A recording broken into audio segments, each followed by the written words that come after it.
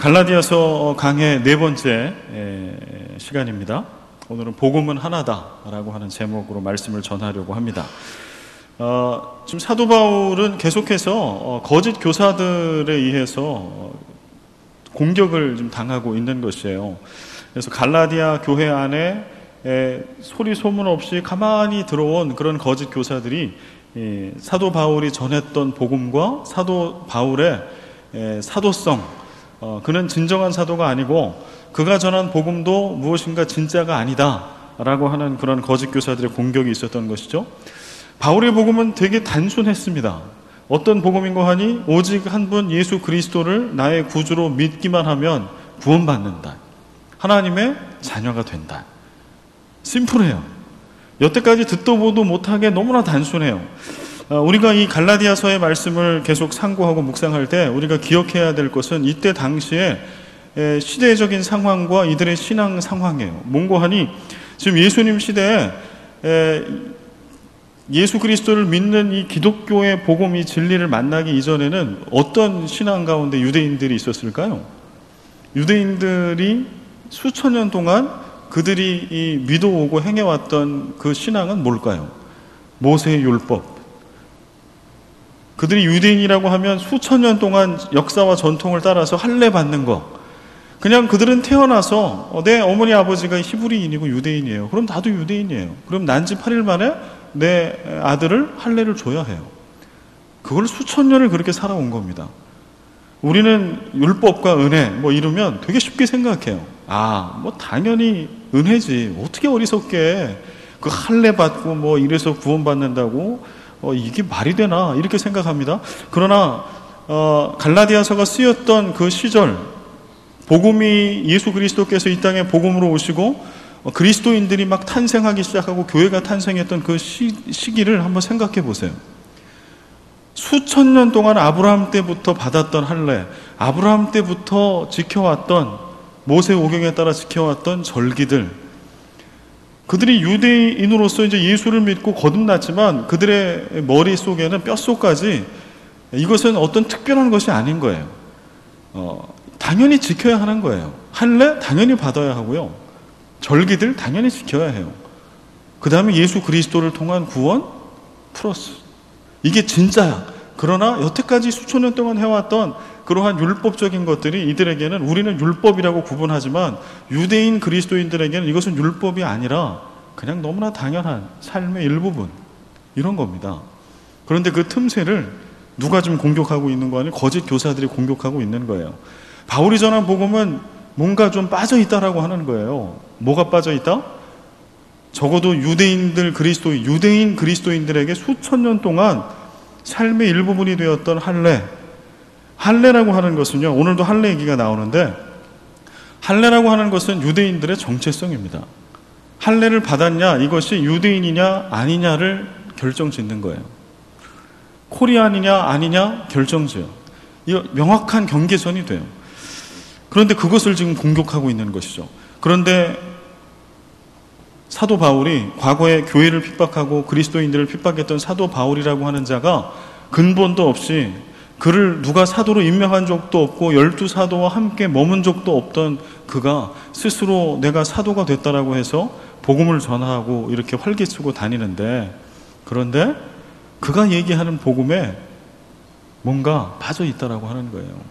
어떻게 예수 그리스도를 구주로 믿는 거 하나만 가지고 구원이 완성되냐?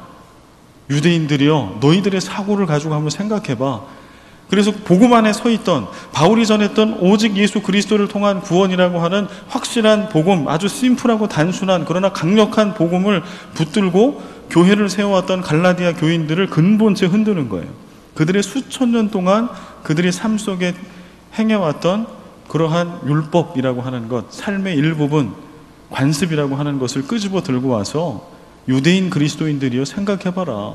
할례를 받지 않고 절기를 지키지 않는, 그렇게 구원이 완성될 수 있을까? 2000년 동안 지내왔던 너희 조상들의 역사를 보아라 라고 이야기하고 있는 거예요. 그러면서 사도 바울의 사도성을 공격하고 바울이 전한 복음이 뭔가 빠져있다, 훼손된 복음이다 라고 주장하고 있습니다. 오늘 본문 말씀은 지난주 본문에 이어서 2차 예루살렘 방문의 이야기를 쓰고 있어요. 지난주의 본문, 그 1장의 본문은 1차 예루살렘을 방문한 이야기를 쓰고 있죠. 그리고 오늘 이제 두 번째 예루살렘 방문한 이야기를 씁니다. 1절 말씀 같이 한번 읽어볼까요? 14년 후에 내가 바나바와 함께 디도를 데리고 다시 예루살렘에 올라갔나니. 여기 14년 후에라고 되어 있어요.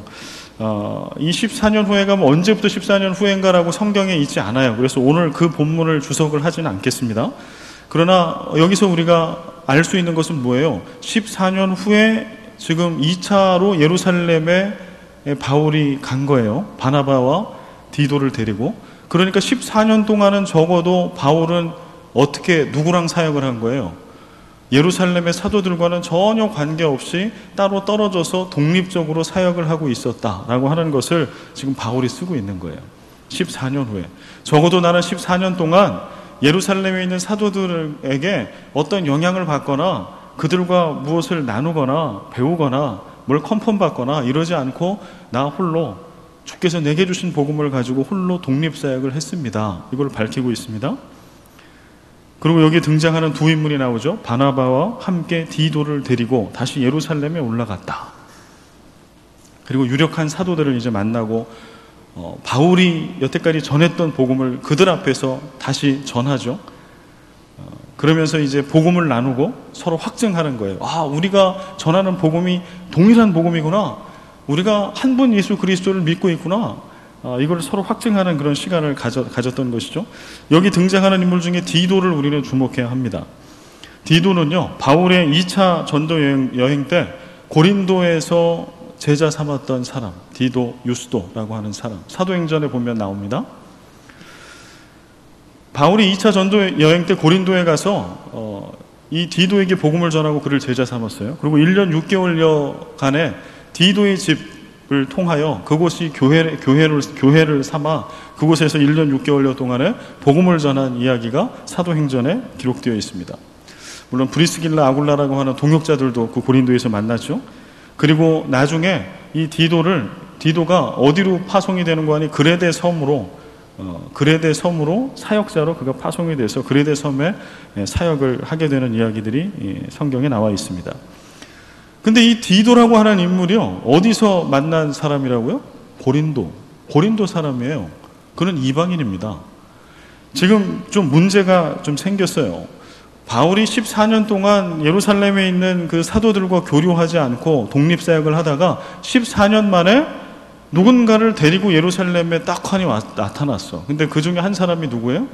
디도예요. 바나바는 문제가 되지 않아요. 왜냐하면 바나바는 이미 예루살렘 교회에 큰 덕을 끼친 그러한 위로자로서 권위자로서 인정받았던 지도자니까 아무 문제가 되지 않아요. 오히려 바나바와 함께 간다라고 하는 것은 바울에게 신뢰를 더 쌓을 수 있는 그런 거겠죠. 그러나 문제는 디도입니다. 유대인들의 관습과 생각에는 뭐가 있어요? 이방인과는 함께 자리를 하면 안 돼요. 이방인과는 함께 식사를 해서도 되지 않고 이방인과 함께 이렇게 다니거나 삶을 나눠서는 되지 않는 것이죠. 이게 당시에 예수 그리스도의 복음이 들어오기 이전에 많은 유대인들이 그렇게 행했어요. 그래서 사도행전 10장에 보면 어떤 사건이 복음이 이미 사도행전 1장, 2장의 성령 강림의 사건을 통하여 교회가 탄생하잖아요. 그리고 사도행전 10장이니까 이미 교회가 세워져서 하루에 3,000명, 5,000명 넘는 사람들이 예수를 믿고 교회가 엄청난 부흥을 경험했던 성령의 살아있는 역사를 경험했던 그러한 시기예요. 그런 역사가 2장부터 10장까지 이제 쭉 이어지는데요. 10장 가서 어떤 사건이 기록되는 거 아니? 사도 베드로가 기도하던 습관에 따라 6시, 그러니까 우리로 따지면 12시입니다. 6시, 12시니까 배가 고플 때죠. 기도를 하기 위해서 이제 6시 기도하기 위해서 지붕 위에 올라갔는데 배가 너무 고파서 음식을 준비하는 동안에 비몽사몽이 됐는데 그때 하늘에서 큰 보자기처럼 생긴 그릇이 내려오죠. 그리고 거기에 레위기에 먹어서는 안 된다라고 얘기한 그 짐승 요리 재료들이 딱 그 안에 담겨 있어요. 그리고서는 하나님의 음성이 하늘에서 들리죠. 이것을 먹으라. 근데 베드로가 뭐라고 얘기해요? 먹을 수 없습니다. 제가 이 부정한 것을 먹을 수 없습니다. 그러나 재차 얘기해요. 음성이 또 들려요. 먹으라. 그리고 그러한 환상 중에 누가 오나요? 고넬료의 집에서 보낸 시종이 오게 됩니다. 그리고 베드로는 그때서야 하나님께서 지금 이방인을 유대인의 관습으로는 절대 만나면 되지 않는데, 사도행전 10장에 그렇게 얘기해요. 고넬료 집에 가서 하는 얘기가, 본래 유대인의 관습에는 이방인과 함께 이렇게 할 수 없다. 너희 집에 내가 유할 수 없다. 식탁을 함께 할 수 없다. 그러나 환상 중에 하나님께서 그러한 음성, 함께 하라고 하는 음성을 주셔서 내가 너희 집에 함께 한다라고 하는 말씀이 있어요. 그러니까 이때 당시가, 복음이 전파됐던 이 시기가 수천 년 동안 유대의 그 모세의 율법으로 인이 박혀 있던 예수 그리스도의 은혜가 아니라 모세의 율법을 지키며 하나님의 자녀가 되고 백성이 됐던 그러한 수천 년의 역사와 관습과 신앙 속에 이제 새롭게 성령 받고 부활하신 예수 그리스도를 만나고 믿고 이제 그들이 거듭났지만 이들은 아직도 사도라 할지라도 혼란 가운데 있는 거예요. 예수 믿고 은혜를 받고 구원 받았지만 아직 정립이 안 돼 있는 거예요. 뭐가 진짜 구원이지? 어떻게 하면 그리스도인은 어떠한 삶을 사는 거지? 우리가 꼭 붙들어야 될 복음은 어디까지지? 이런 것들이 지금 산재에 있고 섞여 있는 그런 때입니다. 특별히 지금 디도를 데리고 간 이때는 아직 예루살렘 공의회에서 뭔가 이방인들이 예수를 믿었을 때 어떻게 할 거라고 하는 것이 결정되기 이전이에요. 그래서 갈라디아서에 보면 어디에도 사도행전 15장에 나와 있는 예루살렘 공의회에 이방인들이 예수를 믿을 때 어떻게 하라고 하는 지침이 없어요. 그러니까 아직 갑작스러운 부흥을 통해 또 사도 바울과 바나바를 통해서 복음이 이방인들에게 전파가 되었으나 이방인들이 예수를 믿는다라고 하는 것을 상상해 본 적이 없는 거예요. 유대인 그리스도인들이 볼 때는. 그래서 그들이 예수를 믿었지만 이런 일이 생기리라고는 꿈에도 생각을 못한 거예요. 할례의 문제, 이런 게 생기리라고는. 그래서 아직도 이들의 관습에는 이방인은 함께하면 안 되는 거예요. 그런데 지금 바울이 14년 만에 떡하니 나타나서 이방인 디도를 데리고 떡하니 예루살렘에 지금 들어간 겁니다. 이것은 아주 위험한 일입니다. 그가 계속해서 복음을 전하는 사도의 일을 감당하려면 이런 모험을 감행하면 안 되는 거죠. 그런데 그는 이렇게 써요. 2절 말씀에 계시를 따라 올라가 내가 이방 가운데서 전파하는 복음을 그들에게 제시하되 유력한 자들에게 사사로이 한 것은 내가 다름질하는 것이나 다름질한 것이 헛되지 않게 하려 함이라. 2절 앞에 보면 계시를 따라 올라갔다라고 쓰고 있어요. 이성적 논리적으로 생각하면 바울이 디도를 데리고 가서는 안 되는 거예요. 그런데 바울은 디도를 데리고 가거든요. 그의 제자 디도를. 그러고 나서 그 이유를 설명해요. 계시를 따라 올라갔다. 나는 계시를 따라 올라갔다라고 하는 말은 무슨 말일까요? 이거 그냥 쉽게 풀면 하나님께서 올라가라 그러시더라.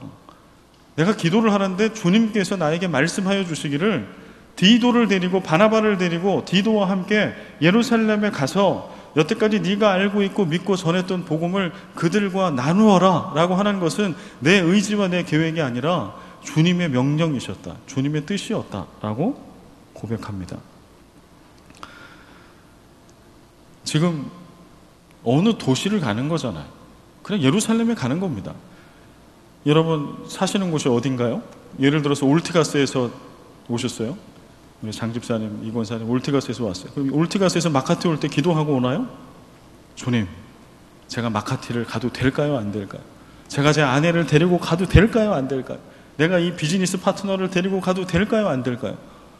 그렇게 기도하고 가는 사람은 없을 겁니다. 그냥 우리가 계획을 세우는 거죠. 그런데 오늘 바울이 그렇게 고백하는 거예요. 예루살렘이라고 하는 데는 이스라엘의 수도고요. 어느 누구나 그냥 가면 돼요. 그리고 누구랑 같이 가도 아무 상관이 없어요. 그러나 디도를 데리고 가는 것은 아주 불리한 일인 거예요. 바울에게 있어서는. 아직 그 사도의 진정성을 확증받지 못했던 바울에게는.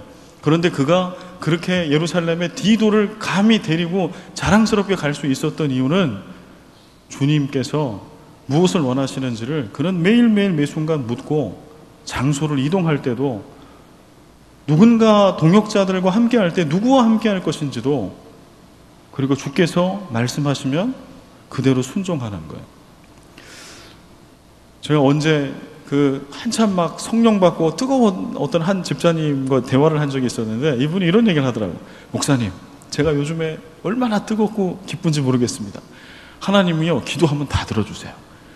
그래서 어떤 기도 요즘에 이렇게 응답을 받으십니까? 그랬더니 이 집사님이 하시는 얘기가, 목사님, 요즘에 제가 어떤 기도까지 응답받냐 하면은요, 주차장에 차 몰고 들어가서 주님, 제가 어디다 주차할까요? 그러면 그것까지 하나님이 얘기해 주신다고. 그래서 제가 그 얘기를 듣고 그 집사님을 참 좋아하고 신뢰하지만, 야, 너무한다. 하나님이 주차할 공간까지 그렇게 바쁘신 분인데 그런 것까지 기도해야 되나? 그러나 뭐 꼭 기도하라고 한 거 아닙니다. 또 여러분 어디 가서 우리 목사님이 주차장에 파킹할 때도 기도하고 누구 만날 때 어디 갈 때도 기도하라고 그러더라, 이렇게 얘기하지 마십시오. 그러나 그리스도인이라고 하면 우리가 가져야 할 믿음의 자세가 있어요. 오늘 바울이 하고 있는 거예요. 아무나 그냥 마음대로 갈 수 있고 누구를 데려갈 수 있으나 그것이 힘들고 어려운 일이라 할지라도 하나님 앞에 먼저 묻는 거예요. 그리고 주님의 뜻에 따라 누군가와 동행하고 어디를 가고 무슨 일을 하는 것, 이건 아주 중요합니다. 그렇게 하지 않았으면 바울은 디도를 절대 예루살렘에 데리고 가지 않았을 겁니다. 제가 왜 자꾸 이게 디도를 데려가는 게 모험이라고 얘기하는가 하면, 그거는 3절 말씀을 보면 알아요. 3절 말씀 같이 한번 읽어볼까요? 그러나 나와 함께 있는 헬라인 디도까지도 억지로 할례를 받게 하지 아니하였으니. 그러니까 디도를 데려갔더니 당장 어떤 사단이 일어난 거예요. 거기 있던 유대인 그리스도인들이, 야, 너 얘 누구냐?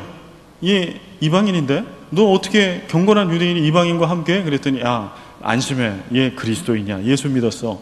그랬더니, 그래? 할례 받아야지. 뭐 이렇게 된 거예요. 그러니까 디도를 데려간 것까지 좋았는데, 바울이 디도에게 전한 복음, 디도가 받았던 복음은 뭔가요? 예수 그리스도를 믿는 믿음만 있으면 끝. 그러면 구원받는다. 그러면 그리스도인이 된다. 더 이상 플러스 알파의 어떠한 것도 필요 없다. 이렇게 복음을 듣고 아멘으로 화답했는데, 당장 예루살렘에 딱 갔더니 유대인 그리스도인, 그것도 예루살렘의 터줏대감들 뭐 이런 사람들이 나타나서 하는 얘기가, 디도 할례를 받아야 한다고. 바울이요, 당신 뭐하고 있냐고. 디도가 예수 그리스도 믿는 거 알지만 그거 할례를 받아야 우리와 함께 할 수 있지 않겠냐고 그 얘기를 한 겁니다. 그런데 바울은 끝까지 유대인으로서의 정체성인 그 할례, 유대인 그리스도인의 정체성으로서의 그 할례를 디도에게 주지 않아요. 이것은 무엇과 똑같은 것인가 한 거 하니 이거예요.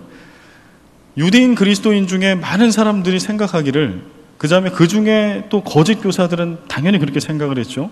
할례 없이 구원 없다. 이게 갈라디아 교인들에게 스며 들어왔던 거짓 복음입니다. 할례 없이 구원 없다. 이것 때문에 교회가 흔들렸어요. 그런데 디도에게 할례를 주지 않았어요, 바울이. 그것은 어떤 선포와 같는가 하니, 할례가 더 이상 구원의 조건이 될 수 없다라고 외친 것과 같아요. 우리는 이것이 어색하지 않아요.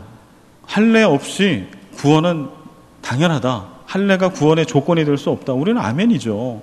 그런데 2000년 전에는 다르다니까요, 상황이. 2000년 전에 감히 이렇게 얘기를 할 수가 없어요, 아직. 그런데 바울은 하나님의 뜻대로, 뜻에 합당하게 디도를 데리고 예루살렘에 갔고, 거기서 담대하게 외칩니다. 예수 그리스도를 믿음으로 구원받는 것 이외에 할례가 아니라 그 어떠한 모세의 율법이라 할지라도 그것은 아무 필요가 없습니다. 이것이 진리입니다. 이걸 선포하고 있습니다. 지금 디도에게 할례를 권하고 있고, 갈라디아 교회에 율법을 지키고 할례를 받고 절기를 지켜야 구원받을 수 있다라고 하는 거짓 복음을 전했던 이들을 한번 바라보자고요. 우리는 이들을 그냥 완전히 이단 뭐 이렇게 생각해요. 그러니까 우리랑은 상관이 없다고 생각해요. 그러나 그렇지 않아요. 왜 그렇지 않는 거 하뇨? 오늘 여기에 나와 있는 디도에게 할례를 권했던 자들이나 갈라디아 교회의 거짓 교사들은 오늘날 우리 가운데도 흔히 찾아볼 수 있는 부류의 사람일 수 있습니다. 어떤 사람들인가 하니, 내 방식대로 예수 믿고 그 다음에 내가 알고 내가 믿는 신앙의 행태, 그 형태대로 방식대로 누군가에게 예수를 믿게 하는 사람들, 바로 그런 사람들, 같은 사람들이죠. 기독교 역사를 보더라도요, 선교에 대한 이해, 오늘날까지도 복음주의 진영에서 얘기하고 있는 선교와 진보 성향을 갖고 있는 에큐메니칼 진영에서 얘기하고 있는 선교가 전혀 다릅니다. 복음주의 진영에서 보수 진영이죠. 복음주의 진영에서 얘기하고 있는 선교는요, 직접적인 복음 전파, 교회 개척, 이게 선교예요. 직접적인 복음 전파, 교회 개척 이런 부분이 없으면 이거 선교가 일단 아닌 거예요. 그런데 진보 성향의 에큐메니칼 진영에서는 복음 전파 플러스 공의와 정의의 실현, 그래서 빈곤, 인권, 환경, 하나님의 나라를 세워가는 삶의 시급한 문제들, 불의한 것들, 이런 것들을 함께 해결해 주는 것이 수반이 돼야 이게 진정한 선교다라고 얘기해요. 여러분 어떤 게 옳은 겁니까? 여러분은 어느 진영 쪽이세요? 어느 파입니까? 무단파입니까? 아니면 쓸개 있는 파입니까? 어떤 게 성경적일까요? 다 맞아요. 다. 성경에는 다 얘기해요. 예수 그리스도가 구주라고, 그래서 예수 그리스도를 믿어야 구원받는다고, 그래야 하나님의 나라가 너희 것이 된다고, 이거 없이 어떻게 선교합니까? 이 복음 없이 어떻게 선교를 해요? 어떻게 전도를 해요? 그러면 그것만 하면 되나요? 그렇지 않죠. 구약을 보고 초대교회 때를 보더라도 배고픈 자들에게 빵을 주는 거예요. 가난한 자들에게 입을 것을 주는 거예요. 이것이 함께 수반되는 것이 선교라고 성경은 곳곳에 얘기하고 있어요. 어느 한쪽이 옳은 게 아니에요. 그러나 오늘까지도 저는 이렇게 편하게 얘기하고 있지만 오늘까지도 신학자들의 세미나나 컨퍼런스나 내지는 어떤 교단적인 배경을 갖고 있는데 가면 어느 한쪽은 이단되는 겁니다. 보수와 진보 신앙의 대립이요. 보수 교단이라고 얘기하는 고신, 합동, 진보 성향의 교단이라고 얘기하는 대표하는 기장과 감신, 내지는 그 중간에 있다라고 얘기하는 여러 교단들, 그 교단의 배경을 가지고 얘기할 때 다 포용하지 않습니다. 이거는 진리가 아니라고 얘기해요. 이건 틀렸다라고 얘기해요. 지금까지도요. 이거 너무 복잡하죠? 그러면 좀 쉬운 얘기 해볼까요? 기타. 옛날에 기타 교회에 들고 와서 치면은 이거는 용납이 안 됐던 때가 있었습니다. 혹시 여러분들 그런 때 교회 신앙생활 하신 분들 계시나요? 기타가 좀 그러면 드럼. 감히 우리도 드럼이 있지만요. 어떻게 신성한 예배당에 드럼을 칩니까? 그러면 그 훨씬 이전에는요. 훨씬 이전에 유럽에서는요. 오르간이 아니고서는 오르간만이 교회의 거룩한 악기인 때가 있었어요. 피아노도 치지 않았던 때가 있었어요. 복음송이 언제 우리가 이렇게 예배 때 막 불렀죠? 거기다가 거룩한 주일 본예배 때 복음성가를 부른다? 이거 금기시됐던 때가 그렇게 오래되지 않습니다. 우리는 우리 방식대로 예수 믿습니다. 그리고 우리는 우리의 신앙을 자꾸 강화시켜요. 우리의 방식을 사실은. 그래서 우리는 착각해요. 우리의 믿음이 견고해진다라고 착각하지만 사실은 뭐가 견고해지는 거예요? 하나님을 빙자하고 복음을 빙자한 우리의 아집과 고집이 완고해지는 거예요. 그래서 나와 다른 믿음의 행태는 절대 수용하지 못해요. 오늘 예루살렘 교회에 베드로와 야고보와 요한이 바울을 용납해요. 끌어안아요. 저는 이거 보고 이건 기적이다. 바울이 야고보, 베드로, 요한을 인정하는 거 이거는 할 수 있어. 당연히 해야 돼요. 그는 후발주자고, 그는 예수를 직접 예수님에게 사사를 받은 적도 없는 사도고, 그런데 오늘 예루살렘에 있었던 그 기둥과 같은 야고보 사도를 비롯한 그 사도들이요, 근본도 없는 교회를 핍박하고 예수를 핍박했던 바울이 그들 앞에서 복음을 얘기할 때 할례 받지 못한 디도를 데려와서 끝까지 할례를 주지 않고 그러게 있을 때 얘기해요. 네가 알고 있고 선포한 복음도 진짜 복음이다. 너의 그 열심과 열정과 네가 만난 그 주님을 인정한다. 너는 이방인의 사도로, 우리는 유대인의 사도로 하나님이 보내셨다. 이럴 수 있을까요? 오늘날 교회와 우리의 신앙의 모습을 바라보면 참 어려운 일입니다. 이게 2000년 전에 일어난 일이었어요. 수천 년 동안 율법에 찌들어 있던, 그런 관습에 찌들어 있던 유대인 그리스도인들 사회에 성령 받고 예수를 믿고 거듭났다라고 해서 그게 쉽게 되는 것이 아니거든요. 온전히 동일한 복음 하나를 가지고 너와 내가 전하는 복음이 동일하기 때문에 하나님께서 너를 쓰신다. 우리는 동역자다. 많은 사람들은 남을 바꾸려고 하지 자신을 바꾸려고 하지 않습니다. 믿음 생활을 하면서 이 고집불통의 습관은 작용하죠. 기도를 통해, 믿음 생활을 통해 우리는 나를 바꾸기보다 하나님을 바꾸려고 합니다. 새 가족을 바꾸려고 하고 나와 다른 교우들을 바꾸려고 합니다. 우리 부부 사이에도 많이 있죠. 결혼해서 서로 부부가 살아갈 때 지나고 나서 보면 아무것도 아니에요. 질문을 드리겠습니다. 치약을 짤 때 밑에서부터 이렇게 똥꼬부터 딱 짜서 써야 됩니까? 아니면 중간에 팍 눌러서 그냥 이렇게 써야 됩니까? 어떤 게 옳은 겁니까? 여러분의 집은 어떠세요? 저희 집에서는 제가 저희 어머니가 워낙 저를 막 패면서 이렇게 가정교육을 시키셔가지고 끝에서부터 착착 말아가지고 이렇게, 옛날에 럭키 치약 있잖아요. 이게 지금 딱딱 말리잖아요. 요즘에는 플라스틱 튜브로 되어 있지만, 이런 탁탁 접어가지고 마지막 끝까지 탁 눌러서 이렇게, 그 다음에 다 칼로 째가지고 아내 것까지. 근데 결혼을 딱 했는데요, 제 아내가 감히 치약의 중간을 퍽 눌러서 이렇게, 전혀 그럴 것 같지 않은 곱상하게 생긴 제 아내가 그렇게 치약을 쓰더라고. 말은 안 했지만 엄청난 충격이었습니다. 어떻게 이렇게 가정교육을 여러분, 어떤 게 옳은 겁니까?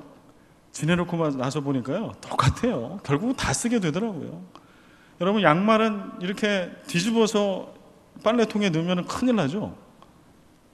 양말은 다 신는 그 방향으로 해서 놔둬야 되죠. 여러분 집은 어떤가요? 어떤 분이 아주 일리 있는 학설을 얘기하더라고요. 그 가정사역하는 장로님이신데, 옷은 다 뒤집어서 내놔야 된다는 거예요. 왜냐하면 특히 양말 같은 거는 안에 각질 같은 게 이렇게 늘 쌓여 있는데, 그거를 이렇게 반듯하게 신은 방향으로 놔두면 계속 빨아도 그 안에 각질이 계속 남아 있다는 거예요. 그래서 오히려 발라당 이렇게 해가지고 딱 놔둬야 빨면 깨끗하게 빨린다고. 그래서 자기는 계속 그렇게 한다는 거예요. 다 옳은 거라는 거예요. 듣고 보니까 옳은 것 같아. 가끔은 해보고 싶은데 제 성격이 용납을 못해서 지금 다 이러면서도 이렇게 한번 해보고 싶다, 이런 게 늘 마음속에 있습니다. 여러분, 진리가 아닌 이상에는 괜찮아요.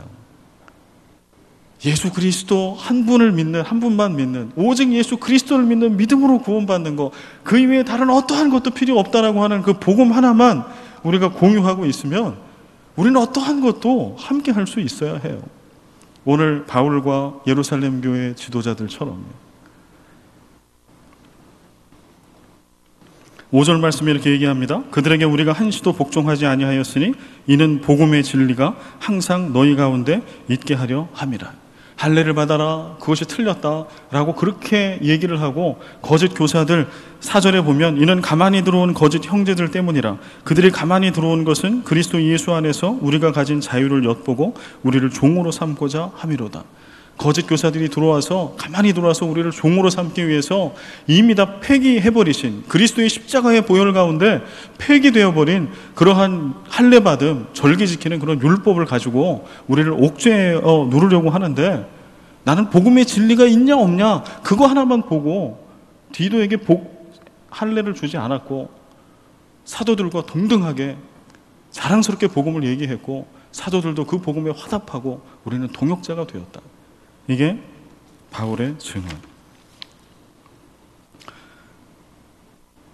여러분, 복음은 자유를 가져다 줍니다. 4절 말씀에 보면 이는 가만히 들어온 거짓 형제들 때문이라. 그들이 가만히 들어온 것은 그리스도 예수 안에서 우리가 가진 자유를 엿보고 우리를 종으로 삼고자 함이로다. 거짓 교사, 왜곡된 복음을 갖고 있는 자들, 그런 복음의 특징은 무엇인가 하뇨? 가만히 들어와요. 비밀스럽고 폐쇄적이에요. 모두에게 오픈하지 않아요. 그리고 진실하지 못하고 포장해요. 자꾸 뭔가 포장을 해가지고 더 좋게, 과장되게 보이려고 합니다. 그리고 세 번째, 이런 거짓 교사들과 왜곡된 복음을 갖고 있는 것의 특징은요, 자유를 박탈하고 억압해요. 여러분, 이단을 생각하면 딱 맞아요. 이단이 처음에는 달콤하게 유혹하기도 하고 되게 잘해줘요.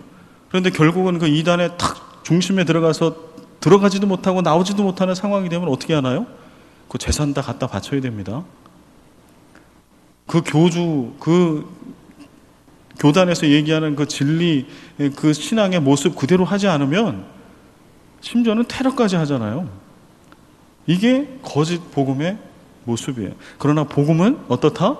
복음은 자유를 가져다 준다. 갈라디아서의 별칭 중에 하나는 자유의 대헌장입니다. 자유의 대헌장. 왜냐하면 복음이 우리에게 가져다주는 가장 크고 선명한 선물은 자유이기 때문에 그렇습니다.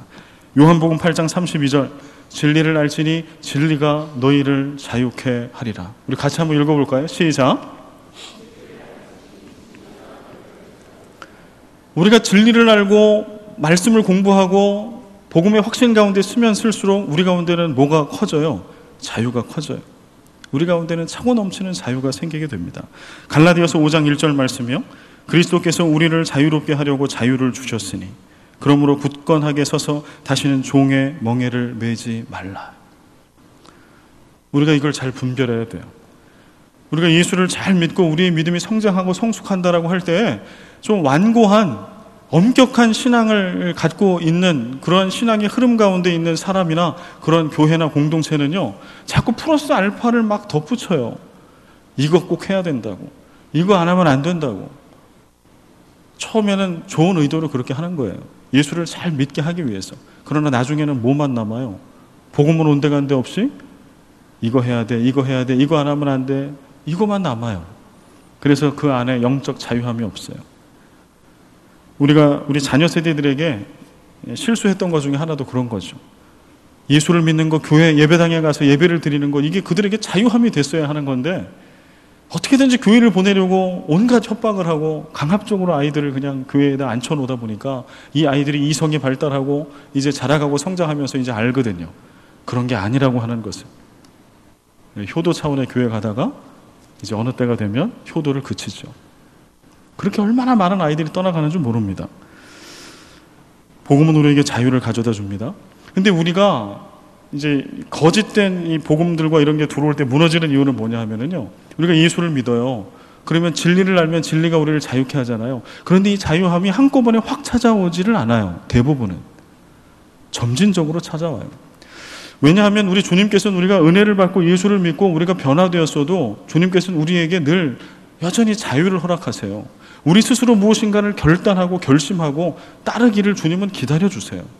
우리가 은혜를 받으면 우리 그냥 직성에는 주님 우리를 그냥 확 쳐가지고 절대로 다른 생각하지 못하게 하시고 엉뚱한 길 가지 않게 하시고 올바른 복음의 길만 걷고 그런 행동만 하게 해주시면 되잖아요. 그런데 하나님의 보편적인 방법은 우리가 은혜를 받고 예수를 믿어도 기다려주시는 거예요. 우리가 스스로 결정하고 결단하기를. 그래서 우리 안에 은혜를 받았음에도 불구하고 변화가 더디게 찾아와요. 그런데 그러한 때에 거짓 복음들이 들어와요. 더 속성으로 확실하게 화끈하게 변화를 이끌어내는 방법이 있다라고 얘기해요.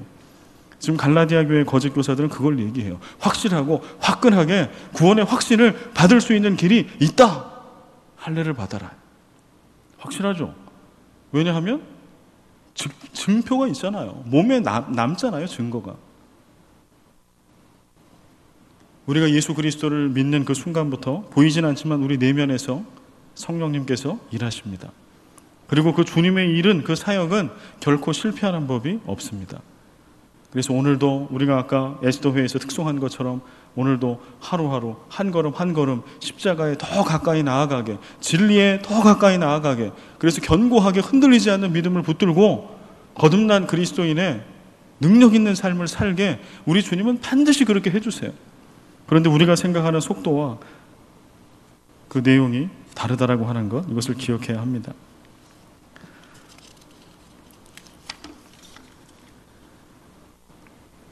오늘 7절, 8절 이제 마지막 말씀인데요. 우리 7절과 8절, 9절 말씀을 같이 한번 읽어보겠습니다. 도리어 그들은 내가 무할례자에게 복음 전함을 맡은 것이 베드로가 할례자에게 맡음과 같은 것을 보았고, 베드로에게 역사하사 그를 할례자의 사도로 삼으신 이가 또한 내게 역사하사 나를 이방인의 사도로 삼으셨느니라. 또 기둥같이 여기는 야고보와 게바와 요한도 내게 주신 은혜를 알므로 나와 바나바에게 친교의 악수를 하였으니 우리는 이방인에게로 그들은 할례자에게로 가게 하려 함이라. 교회는 복음이라는 한 가지로 모든 다름과 한계와 장벽을 뛰어넘어 연합하는 공동체이어야 합니다. 오늘 바울과 예루살렘 교회 지도자들처럼 오직 복음이라고 하는 이 한 가지 가지고 나랑 너무 많이 다르고 내가 생각하고 있던 믿음의 행동과 삶의 모습과 너무 많이 달라도 그 마음의 중심에 복음이 확실히 있으면 그거 하나를 가지고 연합하는 거예요. 저희 교회가 그 선교 MOU로 지금 5개 교회와 좀 협약을 맺고 계속해서 확장시켜 가려고 하고 있습니다. 저는 이 선교 MOU 오늘 이 본문 말씀 보면서 이게 떠올랐어요. 이미 이제 한국도 가고 또 한국에서 우리 교회를 방문하면서 교류를 하는데요. 지난번에 대구 성빈교회 우리 장로님들 오셨을 때 이렇게 식사하면서 교제하면서 말씀 나누시는 것들을 그 대구 성빈교회 장로님들이 말씀하시는 거, 우리 교회 장로님들이 말씀하시는 걸 이렇게 들어보면요, 사실 와서 같이 한번 예배 드리는 것밖에 없잖아요. 와서 식사하면서 교회에 대한 얘기를 짧게 나눈 것밖에 없는데 그거 하나로 얼마나 많은 영감을 얻고 은혜를 이분들이 받는지 피차간에. 저도 마찬가지. 우리 교회가 갖고 있지 않았던 것들을 그 교회가 갖고 있는데 너무 좋은 것들이 많이 있어요. 근데 이번에 보니까 또 그곳 장로님들이 오셔가지고 뭐 제가 생각할 땐 우리 늘 이렇게 하고 있으니까 특별한 것이 아닌데 너무 좋다는 거예요. 그래서 이번에 한국 가면 꼭 우리 교회도 그걸 해보고 싶다고 이런 말씀들을 하시더라고요. 동일한 복음이라고 하면 어느 누구와도 같이 친구가 될 수 있고 특별히 동역할 수 있는 것, 이러한 넓은 마음, 이러한 믿음이, 연합함이 우리 가운데 늘 있기를 바라고요. 특별히 우리 새생명교회는 교단에 속해져 있지 않은, 교단과 인종과 지리적인 모든 차별과 장벽을 뛰어넘어서 함께 연합을 하려고 하는 그러한 마음, 그러한 비전을 처음부터 가지고 있었습니다. 그래서 우리 교회가 그렇게 좀 나아갔으면 좋겠습니다. 어떤 교단의 색깔 내지는 어떤 나름대로의 장벽들을 가지고 있을 때 오히려 이 양쪽을 연결시켜주는 그러한 역할들, 모든 막힌 것을 다 허물어뜨리고 서로 소통하게 하는 역할들, 그런 연합의 사역들, 오늘 바울과 예루살렘 교회 지도자들이 함께 그렇게 연합사역을 결심하는 것처럼 그런 일들이 우리 가운데 있기 바랍니다. 오늘 9절 말씀에 보면 친교의 악수라고 하는 단어가 있어요. 여기 친교라고 하는 단어가 나오는데 이 친교는 우리가 아는 코이노니아입니다. 코이노니아. 우리가 생각하는 친교는 노는 거잖아요. 노는 거. 즐겁게. 그런데 노는 거 맞습니다. 그런데 노는데 목적이 있이 노는 거예요. 성경에서 얘기하는 친교 코이노니아, 교회에서 우리가 지난번에 남성도 총동원 체육대회에 가서 노는 거잖아요. 노는 건데 성경에서 얘기하는 코이노니아는 그냥 무턱대고 노는 거에서 그치지 않아요, 절대. 오늘 여기서 얘기하는 친교의 악수는, 여기서 친교는 단순한 교제, 노는 것이 아니라 더 나아가 동역을 의미합니다. 동일한 복음을 붙들고 하나님의 나라를 세워가는데 마음을 터놓고 하나가 되어서 함께 그 귀한 사역을 해나가는 동역의 길로 나아가는 거, 이게 바로 코이노니아. 오늘 9절 말씀의 마지막 보면 또 기둥같이 여기는 야고보와 게바와 요한도 내게 주신 은혜를 알므로, 하나님께서 바울에게 주신 은혜를 야고보와 게바와 요한도 알았다라고 얘기해요. 하나님이 바울에게 주신 그 은혜를 이 사도들이 알았기 때문에 바울을 인정해 준 거예요. 네가 알고 믿고 있는 그 예수 진짜구나. 오늘 앞뒤 좌우를 살펴보면 각자가 받은 은혜가 다릅니다. 내가 받는 예수가 다르고 내가 지나왔던 신앙의 경로가 달라요. 그러나 우리는 서로를 바라보면서 그분 가운데 함께 하셨던 그 주님, 그에게 내려주셨던 그 주님의 은혜를 바라보고 기억하면서 오늘 그를 하나님께서 내게 보내주신 동역자로 여기고 함께 복음의 귀한 사명을 같이 감당하는 우리 모두가 되기를 소원합니다. 아버지 하나님, 오늘도 부족한 저희들이지만 주님 앞에 기도하였습니다. 하나님, 우리는 기도합니다.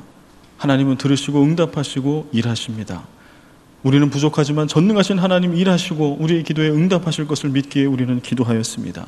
하나님, 이루어 주시옵소서. 우리의 기도가 응답되게 하여 주시옵소서. 아니, 응답된 것을 믿습니다. 주님 함께 하시옵소서. 예수님의 이름으로 기도합니다.